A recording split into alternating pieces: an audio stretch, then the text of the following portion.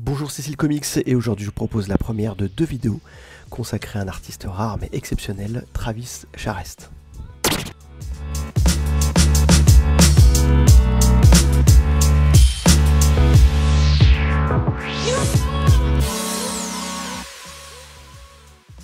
Alors je me suis dit que c'était l'occasion de vous parler de cet artiste qui revient dans l'actualité avec l'épisode 3 de la série The Ambassadors écrite par Mac Millar, qui raconte en fait comment différentes personnes à travers le monde se retrouvent dotées de pouvoirs extraordinaires. Et Travis Charest a fait un épisode qui se passe à Paris et qui tourne autour de une mère et son fils qui deviennent des super-héros. Alors ce n'est pas une série que j'ai encore lue, mais j'ai pu voir quelques pages en preview et j'en parlerai un petit peu plus tard parce que on y voit clairement des différences de style et une évolution par rapport à ce que l'on va voir que produisait Travis Charest dans les années 90 et début des années 2000. Alors Travis Charest est un artiste d'origine canadienne qui est né à Alberta, qui apparemment n'a pas fait d'école d'art et qui s'est un peu formé lui-même en produisant beaucoup de samples en fait, de pages, de dessins qu'il a envoyés à différents éditeurs. Et puis c'est chez DC Comics qu'il a vraiment fait ses débuts, et notamment sur un épisode de The Flash. Et comme on peut le voir sur cette planche, il est déjà très influencé par Jim Lee, puisqu'on retrouve un petit peu tous les codes graphiques de l'artiste, que ce soit au niveau des visages, que ce soit au niveau des petits traits qui permettent de donner du volume, de la quantité de détails, et c'est un style qui va effectivement cultiver et développer. Travis Charest va continuer à prendre des petits boulots à droite à gauche, notamment chez Marvel, où il va aller illustrer une histoire mettant en scène la chose et Hulk, dans cet annuel donc, de Incredible Hulk, avec cette couverture de Kevin Maguire, je pense. Et on voit sur cette planche que même si son style reste vraiment dans la continuité, hein, c'est-à-dire vraiment dans la lignée de Jim Lee, le rendu est quand même assez différent, puisqu'il est ancré ici par Dan Green, encreur célèbre de John Romita Jr., notamment sur les Uncanny X-Men, et c'était un encreur qui vraiment n'approchait pas du tout le dessin comme pouvait le faire Scott Williams par exemple, et donc le rendu ici des plis, des détails n'est pas du tout le même. Travis Charest va ensuite retourner chez DC, pour lequel il va illustrer quelques épisodes de la série Dark Stars, ainsi que des couvertures pour Batman, Detective Comics ou The Outsiders. Et ce qu'on peut remarquer, c'est que vraiment son style à l'époque est vraiment très dérivé de celui de Jim Lee sur Wildcats. Et donc il n'y a rien véritablement qui le distingue. On a à la fois beaucoup de travail de rendu sur les muscles, mais aussi de l'anatomie un peu approximative à des moments. On a des visages toujours un peu énervés, avec un petit nez pointu, des yeux plissés, mais aussi des mâchoires très larges et finalement des visages pas toujours très esthétiques. Mais cependant, on peut déjà noter que il y a quand même un certain sens du détail, une certaine capacité à travailler les volumes aussi. C'est ce qui va devenir après finalement des forces, mais qui pour l'instant en fait ne ressort pas du fait de la ressemblance trop marquée entre son style et celui de son maître Jim Lee. Mais à sa décharge, ce qui est intéressant chez lui, c'est que là où certains sont effectivement devenus des clones d'artistes connus, hein, que ce soit de McFarlane, Jim Lee et autres, on voit que là on a plus affaire à un artiste qui s'inspire ou copie, on va dire, pour apprendre. Et effectivement, au fur et à mesure de son évolution, au fur et à mesure il va livrer des planches, et notamment lorsqu'il va passer chez Wildstorm, on va voir que très vite il va réussir à développer son propre style, ce qui fait qu'il ne va pas rester très longtemps, on va dire, quelqu'un qui est dans l'ombre de Jim Lee, même si c'est sans doute ce qui lui a permis aussi à l'époque, puisque c'était quand même extrêmement recherché et tendance, d'attirer l'attention sur son travail. Alors très logiquement, Travis Charest se fait remarquer par Wildstorm, qui va d'abord lui confier quelques petites pin-up, et puis aussi une petite histoire à illustrer sur le personnage de Voodoo, membre des Wildcats, dans lequel, encore une fois, son style reste dans la norme, on va dire, du studio, mais lui permet sans doute aussi de commencer à peut-être un petit peu s'éloigner de ce que fait Jim Lee à l'époque. Alors ça ne paraît peut-être pas évident sur ces planches, mais je trouve quand même qu'il y a quelques petites différences qui sautent aux yeux, comme par exemple un meilleur usage des aplats noirs pour donner du volume, ou le travail qui est fait sur la veste noire justement et les plis du personnage. J'ai l'impression aussi qu'il y a une forme de stylisation qu'on va retrouver plus tard dans son travail que ne faisait pas Jim Lee, et qui peut-être faisait plus penser à ce que faisait le regretté dessinateur Scott Clark. Et il faudra attendre l'épisode 15 des Wildcats, donc la série lancée par Jim Lee, pour voir selon moi le premier style vraiment maîtrisé et original de Travis Charest. Déjà, il y a cette couverture vraiment sympathique qu'il a faite, et puis dans laquelle il donne énormément de volume au personnage de Maul, avec notamment cette façon de rendre sa musculature au niveau des épaules. Et puis il y a dès les premières pages une différence vraiment notable. C'est-à-dire que le travail de stylisation dont je parlais un petit peu plus tôt, qui avait commencé au niveau de Vaudou, là on le retrouve réellement, que ce soit au niveau des cheveux de Priscilla Vaudou en bas justement, au niveau des visages, la largeur des visages ou la façon dont les nez, les yeux sont rendus me paraît tout de suite beaucoup plus maîtrisé que ce que ça l'était par exemple chez DC, sur les couvertures de chez DC. Et puis on va le voir, on va rentrer déjà dans des planches dans lesquelles l'artiste est capable de parfaitement bien équilibrer un niveau de détail extrêmement important, et en même temps une composition faite d'épure et de stylisation qui donne un équilibre très graphique à l'ensemble. Donc, par exemple, sur cette double page, on voit comment Travis Charest fait aussi bien cohabiter cet hélicoptère très très réaliste, parfaitement bien détaillé, avec finalement un décor plus épuré, où il y a juste ce qu'il faut de petits débris, de traits pour montrer le chaos déclenché par cette attaque. On a aussi beaucoup de volume rendu, que ce soit sur Maul en haut à gauche ou sur la jambe de Grifter dans la case de droite. On a certes effectivement quelques petites maladresses, comme la posture de Spartan, où effectivement on a une anatomie qui semble un peu déformée, ou alors des interactions justement dans son positionnement entre Void et Vaudou justement derrière. Ça peut rendre l'ensemble un petit peu confus, mais ça gêne pas la lecture. Et pour autant, on voit que les visages sont esquissés en quelques traits, les cheveux notamment de Vaudou ici ont à la fois du dynamisme et sont très crédibles, parce qu'il y a plein de mèches justement qui volent un petit peu partout. Et puis il y a, je trouve, et c'est quelque chose qui va aussi être de plus en plus accentué après, cette façon d'arriver toujours à représenter l'anatomie de manière très réaliste, et en même temps avec des petits détails très graphiques comme ces pieds pointus, ou cette stylisation des mains qui va faire que on s'éloigne à la fois du photoréalisme, et en même temps on commence à aller sur le terrain d'artistes comme Mike Mignola, et je le cite pas pour rien, parce qu'on va voir plus tard le point commun que je trouve un petit peu dans la démarche de ces deux artistes. Et donc voilà, dans cette capacité déjà à réinterpréter de manière plus simple des éléments très réalistes à la base. Travis Charest va continuer à nous émerveiller avec l'épisode 16, avec déjà cette couverture sublime. Je vous parlais de la ressemblance avec Mike Mignola. Je trouve déjà que cette composition, cette façon très stylisée de représenter le démonite, avec des masses de noir un peu détaillées, la façon de superposer comme ça un peu en triangle Spartan, Zealot et Grifter, le fait d'avoir ce sol aussi très esquissé et en même temps très détaillé, ou encore la façon dont le visage au fond, qui est celui du leader de l'équipe des Razors, se mixe un petit peu avec le décor. Voilà, ça fait une super couverture qui n'est pas seulement, j'allais dire, dans la lignée de ce qu'on trouvait sur les Wildcats. Là, ça devient beaucoup plus graphique, beaucoup plus stylisé, et ce qui est après est tout aussi sympathique. On voit ici par exemple que la démarche de stylisation de Travis Charest s'accentue, que ce soit dans le rendu des textures et des volumes de la main du démonite ou de la main de Spawn en haut à droite. Tous les volumes de muscles avec les aplats noirs sont vraiment parfaitement bien rendus. Les décors sont ramenés à juste l'essentiel, mais ça reste quand même assez réaliste. Et puis notamment les effets, que ce soit les effets d'énergie dans les gants, dans le plan du milieu, ou les effets d'énergie du personnage de Union, je crois que ça s'appelle Union, tout au fond, commence à être de plus en plus stylisé et c'est quelque chose qui va parfaitement maîtriser par la suite.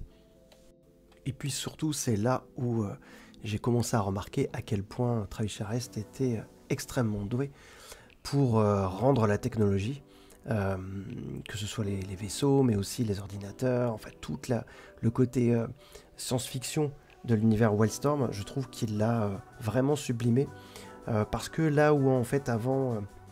on était dans une représentation très comic book de la technologie, je trouve qu'il l'a apporté par la stylisation, mais aussi par sa capacité à rendre extrêmement crédible l'ensemble des mécaniques, les câblages, etc. Ça a amené beaucoup plus de crédibilité, je trouve, à cet univers, et c'est vrai que c'est quelque chose on va le voir après sur d'autres séries, qui va pousser encore plus loin avec un degré de réalisme vraiment impressionnant. Alors bien évidemment, Travis Charest, c'est un dessinateur des années 90, c'est un dessinateur de Wildstorm, donc il va forcément nous livrer à l'époque des superbes splash page ou double splash page dans lesquels les personnages sont mis en avant. Mais ce qu'on peut retenir par rapport à quelqu'un comme Jim Lee, justement, c'est que au-delà de la posture héroïque, tout muscle dehors, etc., des personnages en pleine action, en train de se battre, il y a toujours un sens de la composition et une approche un peu design en fait, que d'autres ne proposent pas. Par exemple ici le personnage de Maul a ses bras écartés qui donnent l'impression d'accentuer le triangle dans lequel se trouvent les personnages. La posture de Grifter elle-même est en triangle aussi, entre ses jambes, son manteau, etc. Ce qui fait que ça donne à l'ensemble un côté à la fois dynamique du fait notamment de l'impact du coup de pied de Zealot avec les petits éclats qui volent, mais en même temps quelque chose de très pictural en fait, un peu statique, mais très esthétique dans la façon dont c'est composé et la façon dont les personnages sont mis en avant. Et voilà, enfin le numéro 17 avec cette couverture absolument magnifique. Alors pour l'anecdote, cette couverture je l'avais vue à l'époque dans Wizard, je ne savais pas qui était Travis Charest. Mais quand j'ai vu cette couverture, je me suis dit qu'il fallait absolument que je trouve ce comics, que je découvre qui était cet artiste et que je suive son travail. C'est comme ça que je me suis retrouvé effectivement à traquer ce numéro et à récupérer le 15 et le 16 et à recommencer les Wildcats, parce que j'avais abandonné en version intégrale française à l'époque, après le 4e, 5e, parce que je trouvais ça un petit peu lassant au niveau de l'histoire.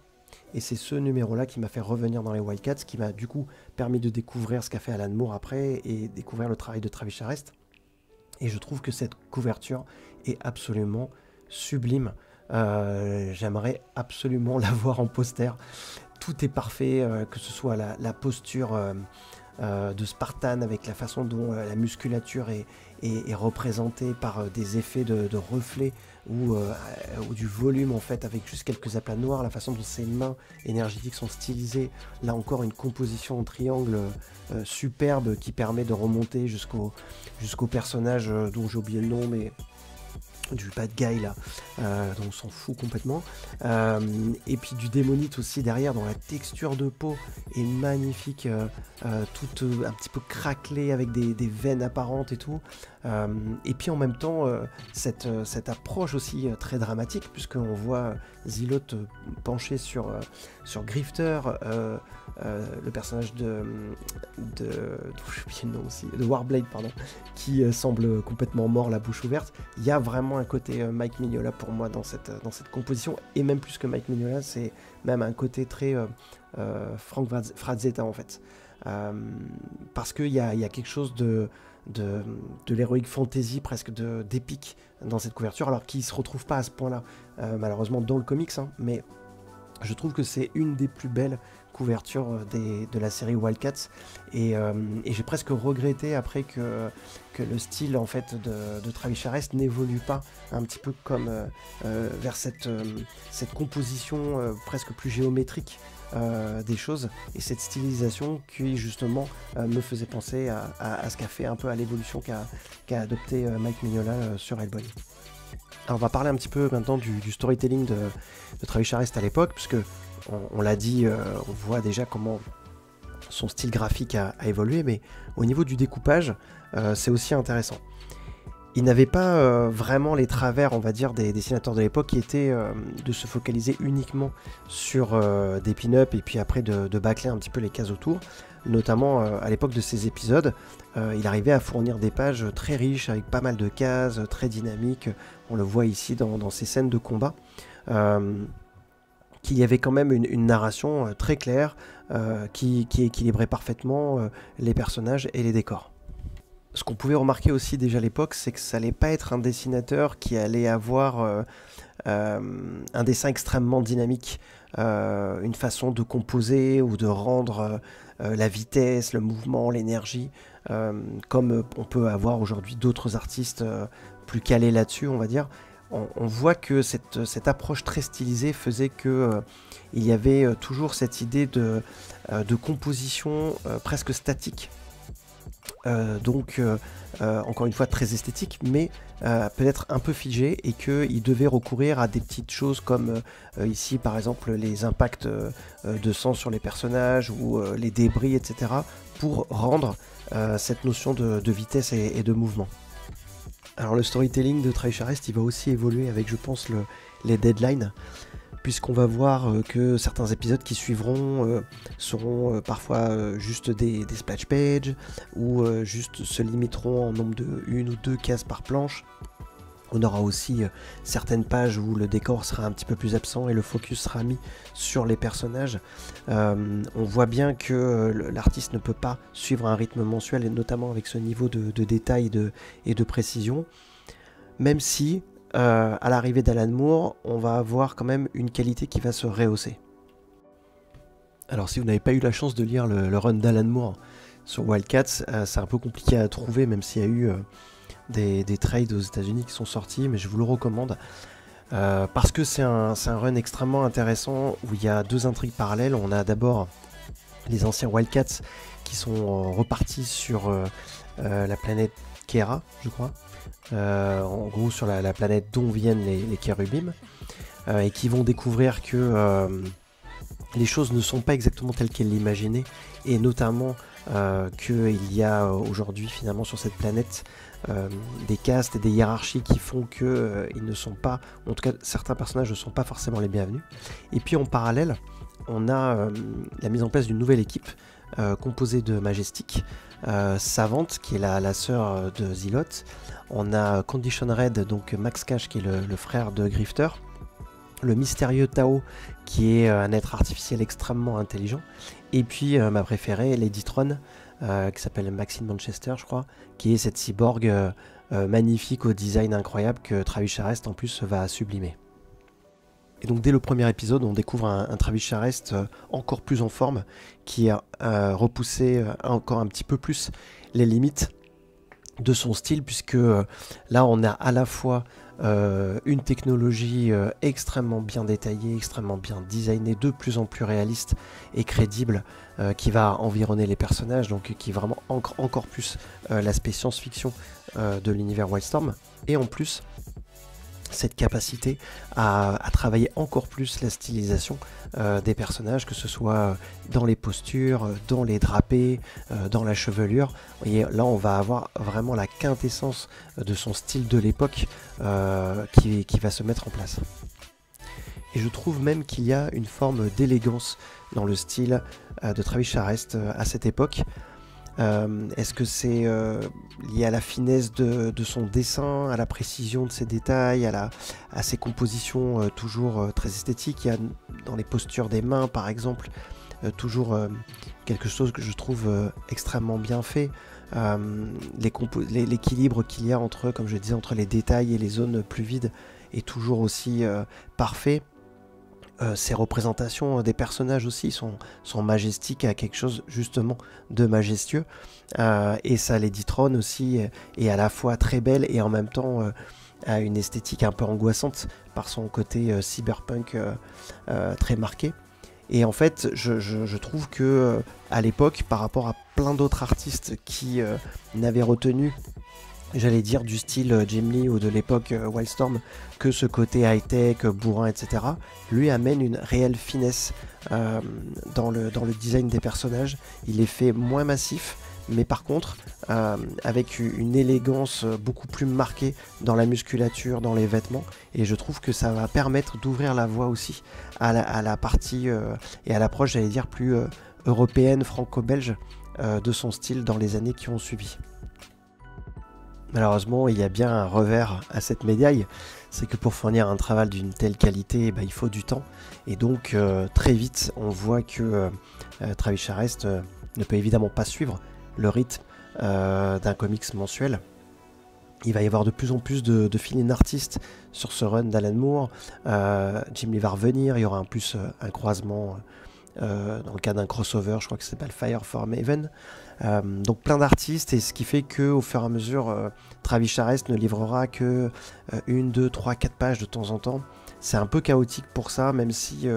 c'est quand même plutôt bien amené, mais on va avoir de plus en plus finalement une présence très rare de l'artiste, qui n'empêchera pas de nous livrer des pages de grande qualité, mais on voit quand même que, pris par le temps, on va avoir des décors moins riches ou même des mises en scène de storytelling moins élaborées. C'est pas forcément un problème, sauf quand je pense que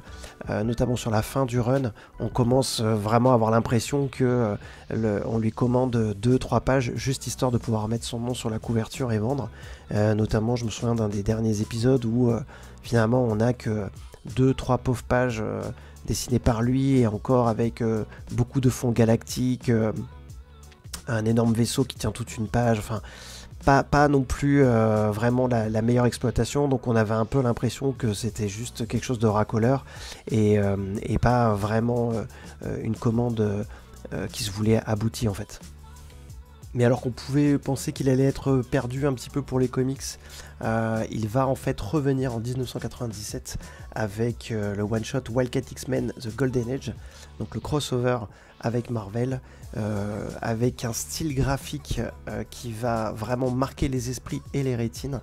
et finalement l'atteinte d'un nouveau palier, d'un nouveau niveau dans son évolution de style graphique. Mais ça, je vous en parlerai dans la prochaine vidéo qui sera consacrée à la deuxième partie de sa carrière, depuis justement ce crossover jusqu'à The Ambassadors dont je vous parlais au début de cette vidéo. Voilà, donc je vous donne rendez-vous très vite pour la deuxième vidéo que je vais probablement enregistrer dans la foulée. Encore merci pour tout votre soutien, vos likes, vos partages et vos commentaires. La chaîne continue de progresser lentement mais sûrement, et ça fait très plaisir. N'hésitez pas à me dire en commentaire vous aussi ce que vous aimez ou pas dans le style de Travis Charest. Et puis je vous donne rendez-vous pour la deuxième partie très vite. À bientôt, ciao.